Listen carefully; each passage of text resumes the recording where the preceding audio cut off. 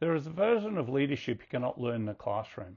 You can only learn it by being in it, by being the person who has to hold it all together when there is no certainty that it would hold. I want to tell you about being the Managing Director of K&S Corporation. K&S Corporation, top 200 ASX-listed company, a transport business serving the heavy industrial sector, 1,800 employees. When I arrived, the business was under pressure, the environment was tough, the team were watching to see what I would do. And I'm going to tell you something honestly. The most difficult thing about leading at that scale was not the strategy, it was the interior game, who I was being every day in front of 1,800 people. What scale reveals, when you lead at that size, everything gets amplified. Your clarity becomes the team's clarity, your uncertainty becomes the team's uncertainty, and your energy, or lack of it, travels through the organization faster than any communication plan. Scale does not change the game, it amplifies whatever is already true about your interior game. If the interior work has been done, scale becomes power.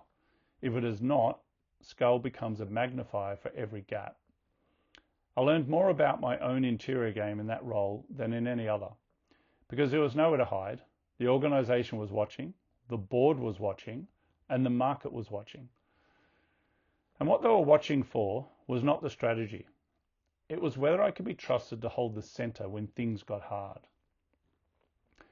There was a point in the turnaround where I had to make a decision I could not fully justify with the data available. The data said wait. The instincts said act. And I understood in that moment what I had only partially understood before.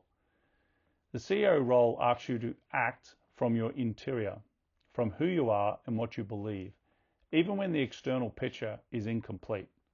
That is not recklessness. That is the interior game under pressure. The decision turned out to be right, but what I remember most is not the outcome. It is the interior experience of making it, the clarity that came from having done the work, the steadiness that was not confidence in the data, it was trust in myself. What I took forward, K&S taught me things I could not have learned any other way. The leadership at scale is a different kind of work than leadership at any other level. That the interior game compounds every unit of interior work you do becomes more valuable as the stakes get higher. You cannot prepare for the CEO role after you're in it. The preparation happens before, in the interior work done while the stakes are still manageable.